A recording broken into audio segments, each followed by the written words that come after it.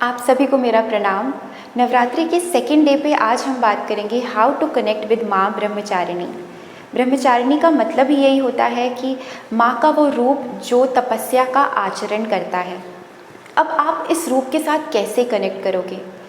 वैसे तो नाम से ही बहुत इजी है कि आप लोग ये कहोगे कि हमें अपने जीवन में कठोर तप करना चाहिए और कोई भी शॉर्टकट नहीं होता है हार्ड वर्क के लिए, मगर इसको थोड़ा सा डिटेल में समझना बहुत ज़रूरी है कि माँ ने हज़ारों सालों तक पहले तो एक गुफा में तप किया, उन्होंने फल फूल खाया, उसके बाद में उन्होंने रूट्स खाई, उन्होंने केवल जल पीकर तपस्या की, वो भी छोड़ दिया, सूखे बेल पत्र खाए और फिर अंत में उन्होंने अन्न जल सब कुछ त्याग कर भगवान शिव की आराधना करी।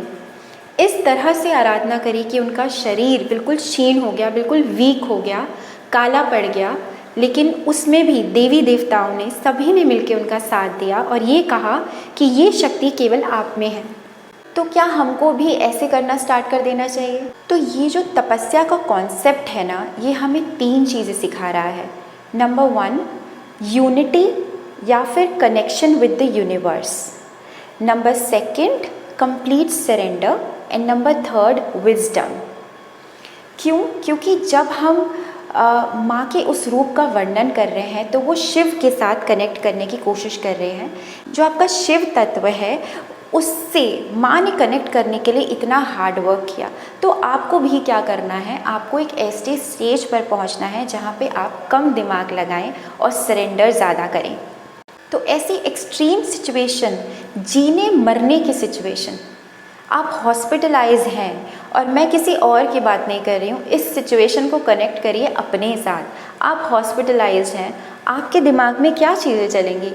मैं जीऊँगा कि नहीं जीऊँगा, मैं मर जाऊँगा या मर जाऊँगी, ओके, या फिर कितना पैसा लगेगा, हॉस्पिटल का बिल कितना होगा, हे भगवान मुझे उठा ले। आपको ना उस स्टेज पर जाना है जिसे हम ज़ेन टैरो में कहते हैं nothingness. What do you mean by that? आपके दिमाग में कोई थॉट नहीं है, बस आप माला कर रहे हैं।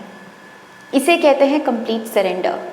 तो जब आप इस नथिंगनेस पे पहुंच जाते हो कि आपको कुछ नहीं सोचना, जो होगा एक्सेप्टेड है, ठीक है, और ये भगवान की मर्ज़ी है, this is a complete surrender, तब भगवान आपको वो दैवीय ऊर्जा या वो शक्ति प्रदान करते हैं जो आप सोच भी नहीं सकते।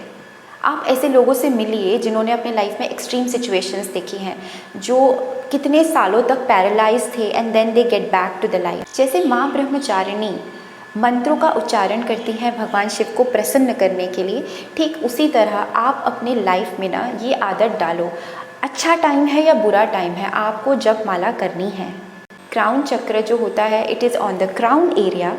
बहुत सारे लोग इसे चक्र भी नहीं मानते हैं, जो बड़े बड़े योगी होते हैं, ठीक है, अगर आप उनकी बुक्स पढ़ेंगे तो भी आपको समझ में आएगा, they are not just 7 chakras, there are 9 chakras. और ये एक अम्ब्रेला है, क्योंकि ये कहीं ना कहीं फिजिकल बॉडी से कनेक्टेड नहीं है, लेकिन this such a beautiful area. अगर ये ओपन हो जाता है तो आप सोचिए, जिस तरह से रामकृष्ण परमहंस जो थे वो बिल्कुल लीन हो जाते थे शिव तत्व में, और उनको इस धरती पर रहने के लिए कोई रीज़न चाहिए था, क्योंकि वो कनेक्ट हो चुके हैं। तो अगर आपको कोई ये चीज़ कहता हुआ दिखता है कि I am getting downloads from the universe, तो आप इस चीज़ को इतना भी मजाक में ना लें, क्योंकि हो सकता है ध्यान करते वक्त कुछ टाइम के लिए कनेक्शन आपका भगवान के साथ या उस दैवीय शक्ति के साथ या अपने डीटी के साथ इस तरह से बने कि आपको रियलिटी में आंसर्स मिलें। जो लोग हीलर्स होते हैं या जो एनर्जी रीडर्स होते हैं, जो एस्ट्रोलॉजर्स होते हैं, जो संत होते हैं, वो अपना कनेक्शन इसी तरह बनाते हैं। मन से नाम लेना मीन्स अ लॉट। आप माला करते हो और कंप्लीट सरेंडर करते हो तो उस नाम में और इस माला में इतनी शक्ति होती है कि आप ना इस पर डिपेंडेंट हो जाओगे। बट मेक श्योर ये स्टेजेस होते हैं। फॉर एग्ज़ाम्पल, मैंने इस स्टेज को चेक किया है कि क्या मैं बिना माला के भी उतना कनेक्टेड हूँ। For that I did Vipassana course, जिसके बारे में मैं एक और वीडियो बनाऊंगी, जहाँ पे माला, फ़ोन और आपको अपनी डीटी को याद करना भी अलाउड नहीं है। It is a very practical way, a very beautiful experience of my life. But actually में ब्रह्मचारिणी को आप याद करके ये चीज़ बताते हो कि नाम और अपने आप को सरेंडर कर देना सिर्फ एक नाम के भरोसे और एक कमंडल के भरोसे। कमंडल क्यों? क्योंकि वाटर में एनर्जी होती है। मेक श्योर कि जब आप माला करें तब आपके सामने भी कमंडल में पानी रखा हो, उस पानी को आप पी सकते हैं, घर में छिड़क सकते हैं, या जिस व्यक्ति के लिए आप सही इंटेंशन सेट कर रहे हैं आप उसे भी पिला सकते हैं। माँ हमें ये भी बताती है कि अपनी चीज़ों को हासिल करने के लिए मैंने किसी वेपन या फिर किसी सवारी का यूज़ नहीं किया, क्योंकि माँ पैदल चलती है और सारी चीज़ें खुद करती हैं। आप माला करेंगे शुरू में, ठीक है, फिर धीरे धीरे आपको मेंटल पीस मिलेगी। उसके बाद में आपको इस माला की भी ज़रूरत नहीं रहेगी एट अ टाइम, क्योंकि सबकॉन्शियसली आपके माइंड में वो नाम जप बस चुका होगा। जैसे प्रभुपाद जी की जब हम बात करते हैं तब उनके सबकॉन्शियस लेवल पर हरे कृष्ण महामंत्र इस तरह से बस गया था कि अगर वो नहीं भी बोलते थे तो उनके हार्ट बीट में वो मंत्र सुनाई देता था। मंत्र बहुत सिंपल है और इसको बोलने के लिए कोई ऐसी रिस्ट्रिक्शन नहीं है। आप उठते बैठते आते जाते नाम जाप कर सकते हैं तुलसी की माला पर। क्या है मंत्र? बहुत इजी है। हरे कृष्ण कृष्ण कृष्ण हरे हरे, हरे राम राम राम हरे हरे। मेक श्योर ये चीज़ आपको एक सांस में बोलनी है। कई लोग होते हैं हरे कृष्ण, सांस नहीं रोकनी है, आपको एक फ्लो में बोलना है।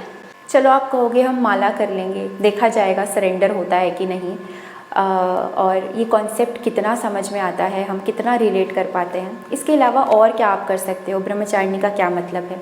तो एक ऐसी औरत जो तप कर रही है, लुक अराउंड, अपने आसपास देखिए, अपनी फैमिली में देखिए, ऐसी कौन सी औरत है जिन्होंने बहुत स्ट्रगल किया है लाइफ में और जो अकेली रहती हैं, उनके लिए कुछ करिए। ट्रस्ट मी, अगर वो कड़वा भी बोलती हैं या वो गॉसिप भी करती हैं, लेकिन तब भी अगर उन्होंने अपनी लाइफ में बहुत स्ट्रगल किया है और उन्होंने अपने बच्चे पाल पोस कर बड़े किए हैं, ऐसी औरतें जिनके हस्बैंड ने उन्हें छोड़ दिया, त्याग दिया, या जो विडो हैं, ठीक है, जो अकेले सब कुछ संभालती हैं, ऐसी औरतों की हेल्प करिए।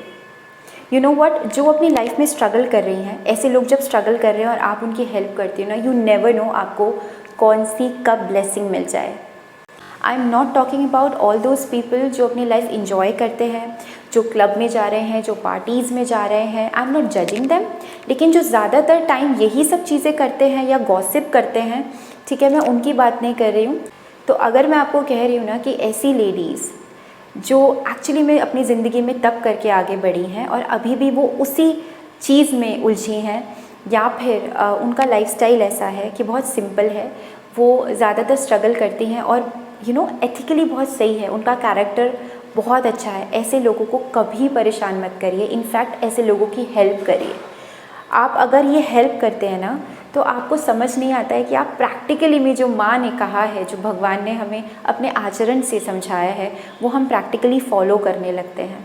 क्योंकि हर कोई जो है वो इतने घंटे पूजा नहीं कर सकता है, तो लाइफ के कुछ ऐसे प्रैक्टिकल लेसन्स जो एज अ ह्यूमन आपके अंदर चेंज लाए, वो ज़्यादा ज़रूरी है।